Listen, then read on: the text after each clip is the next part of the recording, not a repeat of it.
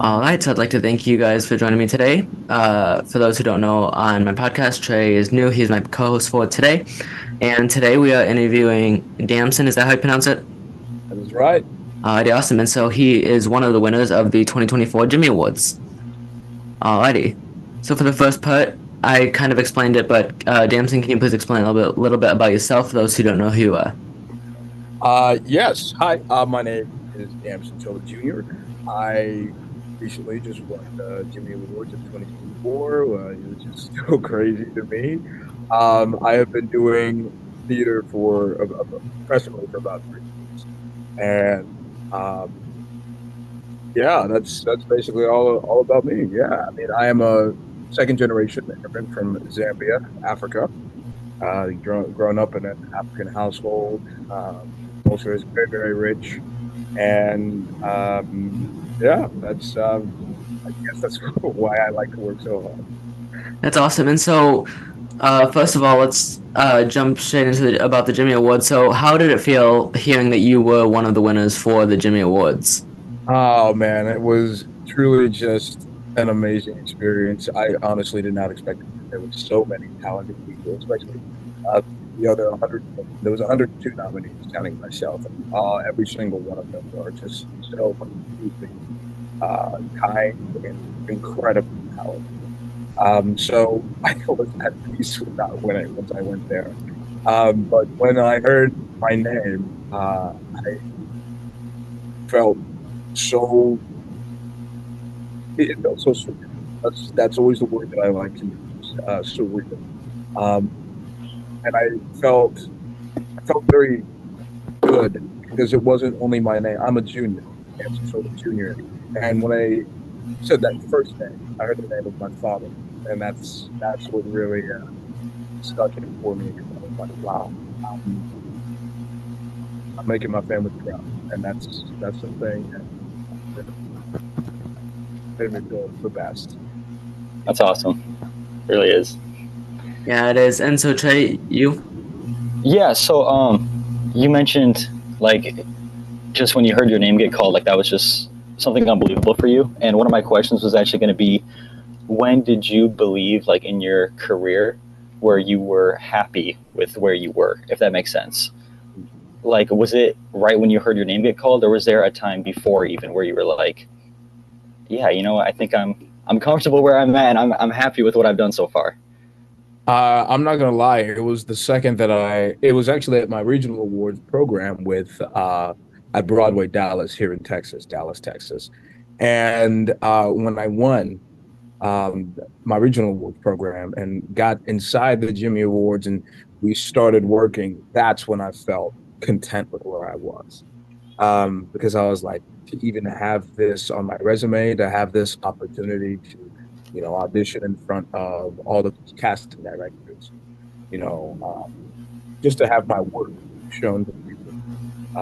That is where I felt like, wow, this is great. And I was already headed to college, and I was like, I'm ready to get even more training.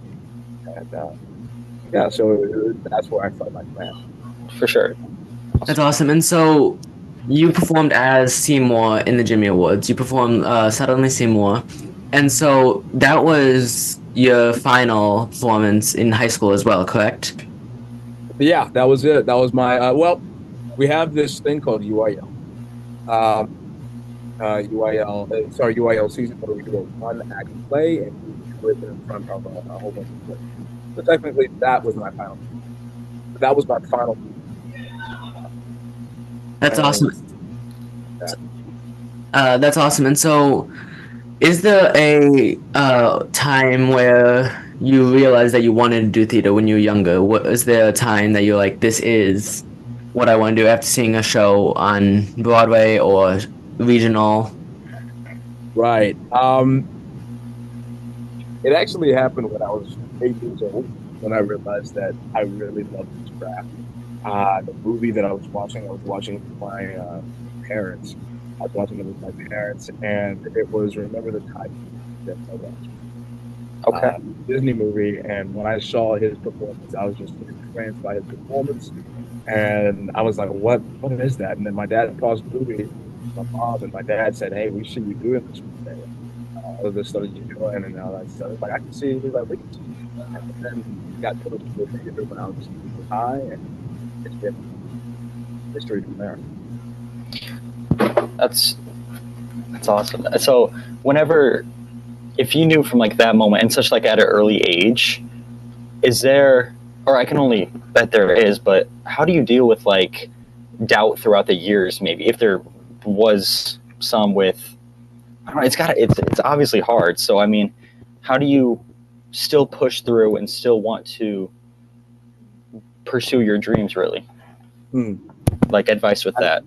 That is a very good question. Very good question. No, doubt is a very, very real thing, especially when your job as an actor is to get okay, become okay with the word no. And that's in both senses. You saying the word no to something, and someone saying no to you, so rejection, which really hurts. Um, so once you get to hear that word no, when you get rejected, you start to doubt yourself. But the thing that I do in order to remember why I'm doing this is actually it's a bit of a personal story. Um, my younger brother, my younger brother was he was in the hospital a lot, in and out of the hospital, and every single time before he would go inside for surgery, we would sing. We would sing together, and I would sing for him, right? So, and it was like in that moment when I would perform for my brother, and we would sing together, and I would sing for him. It was in that moment that all of the pain, he was felt like it disappeared. So that's why I, because one, it could make this crap that this independent make people forget about what their lives are right here in that moment. And not only that, but they can change their hearts, change their minds. It's a powerful thing, and that's why I'm like, you know what? I may have gotten a no today, but if I get a yes tomorrow, even if I get a no tomorrow, if I might get a yes, I might get a yes. I'm going to keep on fighting for that yes, just so I Sure. can. Yeah, For sure. that's great. And so, has there been a character that you have really connected with playing, and how did you connect with them? I actually did portray Full House one one time. I went to where this is Ragtime. So he was the main lead in Ragtime. I got to portray him. Really, really connected with him, especially it being the type of story that it was, and it being a period piece as well, and going through those types of things. And it really, it was a type of thing. It was very, very weird because I could not completely immerse myself in that character. Because if I put my even a bit of myself into that character, I would walk out of it with I didn't want to completely mess those two together, so I kept them separate. I found a lot of likenesses to Corehouse in myself, but I had to keep myself and I had to keep them. Otherwise, if I put them both together, mentally, especially it should be That's so interesting. Like I've seen a lot of different actors and performers talk about stuff like that. So like hearing it again is just it's I don't know. It's just something that I guess I don't think about at like my age, at least with my community stuff. So Oh no, no, that's why I started community theater, man. yeah, I mean There you go. for sure. Um, what else? I had a question in the middle of that too, and then I think I lost it here. But what was it here? You mentioned your brother, and that really touching. Thank you for sharing that and all that. It's just a, but how do you balance your like career and that family still? And has there ever been like a time where it's caused conflicts? Yeah, I mean, it's easier for me to balance with career and family because I want this career for my I'm talking about. So every single time that I get an offer or something like that, and offers to me something, um, I bring it to my family. I bring it to my family and say, okay, what do you think of this? And we all talk about it, deliberate. And I'm like, okay, so do I say yes to this? Do I say no to this? And everyone kind of has a say. So uh, when it comes to making a choice between your career and making a choice between your family, always choose your family. Always choose your family. Your career can have your family will stay forever. For sure. That's my I mentality. think it's definitely something that everyone has to remember. So And it's a hard thing to do. It's a hard thing to do, especially. I mean, you've always seen work, like I'm a workaholic. I know that about myself. I enjoy to work. Um, but you need to remember that sometimes it's okay to take a chill pill, just relax and spend time with your family. Make memories. You know, yeah. That's yeah, awesome. That's awesome. And so, okay. And so, you're a very strong singer. And so, what advice do you have for other students to become better singers? Mm. Well, thank you very much. I love that compliment. Um, but if I would say one thing to someone is that, believe it or not, everyone can sing. Everyone can sing. Everyone can act. Everyone can dance. It just takes some fine tuning, and some people take more hard work than others. Uh, I started vocal lessons just about a year ago, and at the beginning of the year, I was not as good as I saw on the Jimmy Award stage. Um, but it was because that I worked every single moment up until that next lesson. So if there was a song that I was working on, and there was something that my vocal coach told me, always get lessons. They can't hurt. So if there was something that my vocal coach told me to work on, I would go home, work on it that whole entire week until I had that vocal lesson again, and it was a thing of the past. Been able to keep on moving forward and keep on moving forward and be able to get the good stuff at the end because of that hard work. Of course, there were sometimes parts where I was just stuck at one place, but um, you have to keep on pushing through it because it's going to happen whether you like it or not. Your body will adapt, and it will. That's a beautiful thing about the body. Your body will adapt. Yeah. I would say. So I just started taking vocal lessons, and Yes. I think the biggest thing for me that I've noticed is that I've always said I think I can sing.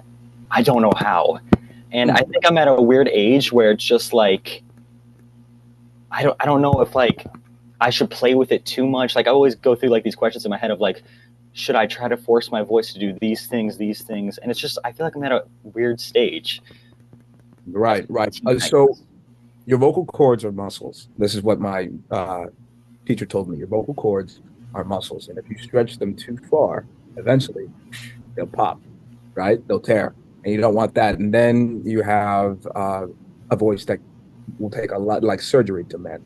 So what you want to do is make sure that you stretch it every single time and then retract it. Stretch it even farther next time, then retract it. So it's gonna take some time if you want to get there healthy. Um, I mean, and that's really the only way if you want to really broaden your range, especially, and it also does go with age and whatever stage of life that your vocal cord, your vocal cord was maybe changing. I mean, I had like three vocal changes in my life. It was, believe it or not, once upon a time I was a tenor. Yeah, not anymore. And Santa Fe was a thing that I could just pull out. Not anymore. I'm reaching for that A4 now. But yeah, you need to take your time with it, stretch it. It's a muscle. For sure. All right, thank you. That's great. And so, you have you have an album called Out, which just came out. Can you please tell us a little bit about your album? Oh yes. Oh man, no, no, thank you. My album is called Angel in quotations. So I'll tell you a little bit about it. So I went through it's a heartbreak album, right? But I went through quite a heartbreak. But it's not the typical heartbreak album like why did you leave? It's more of a why can't you see? It's somebody that is always, stuck in the friend. It's about a guy who's always stuck in the friend zone, no matter what. I mean, we've all been there. Stuck in the friend zone and trying to be able to see, have the other person that they really like to see them in their lives. So you kind of go through this whole journey of them saying, "Hey, why can't you see me?"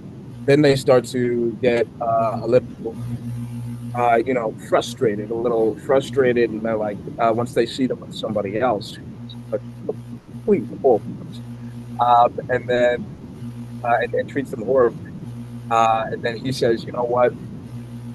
Sort of like, you owe me back, and I need to, um, you know, I need to focus on myself. That's one of the songs. Yeah, yeah, check it out. It's a completely all different genres, all of them, and some genres are even put together. Can you share where people can find the album? You can find the album on Bandcamp. It is an underground type of place, but if you find me on Bandcamp, Damson Chola Jr. Okay, Uh, yeah, yeah, and I'll be releasing it on Spotify. awesome. Great. And uh, so, what advice would you give to your younger self?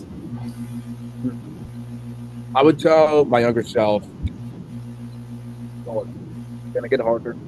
Keep going, keep pushing, and um, I promise you, hopefully, all of it. I promise you that all of the hard work, all of the friends, lost, um, all of the sacrifices will mean something. But keep your heart open. Okay, do you have any final questions? I did actually have one more. So, did you participate in like any other, at least like especially when you're in high school, other activities as well? Because that is another thing that I personally have been struggling with a little bit of Yeah. just making those sacrifices and really cutting down on like what I really want to do for the next couple of years. Well, I'll have you know that I didn't think I was ever going to go the acting route. In fact, I wanted to be a cardiothoracic surgeon. I wanted to be a surgeon. I wanted to be a doctor. And I was going to become a nurse first and then go on to become a doctor. So I was partaking in the CNA program that they had over there, the clinical nursing assistant at my school. And it was such a tough thing because I was very, very big in theater, very big in theater, and they were needing me for a whole lot of different things. But then CNA also needed me for a whole lot of different things, and there were certain hours that I needed to get in order to sit down to take my test. And then it came to the point near the end of the year when I had to sit down with my teacher because I was owing a whole lot of hours, and I wasn't going to be able to sit down for that test. Um, she said, "Okay, we can make up all of these hours," but I was like, "Okay, but these are also some other days that I have to miss." And then she said, "You're not one of those up. You really have the choice here." So I kind of like sat down, sort of meditated about it, kind of like, thought, okay, where do I go? And I was like, do I follow my heart or do I follow my mind? Right? Which one do I follow? Do I follow my heart, follow my mind? And then out of those two, I decided to follow my gut. And that's the thing that you always listen to. So I listened to my gut, and I had to say goodbye to that part of my dream. I mean, hopefully one day I'll go back to it. But yeah, I went the acting route. So always listen to your gut, no matter what. I know that may be a struggle. I mean, your heart will say one thing, your mind will say another, and at that moment, they're going to. That's great. And so, for the final question, what advice do you have for younger students who'd like to become singers or actors? Um, it doesn't happen for everyone. It does not happen for everyone, but it happens for all of those that work hard. That work hard, they live to breathe this craft. Um, you have to be willing to make sacrifices. If you are not willing to make those sacrifices, um, It might happen to be,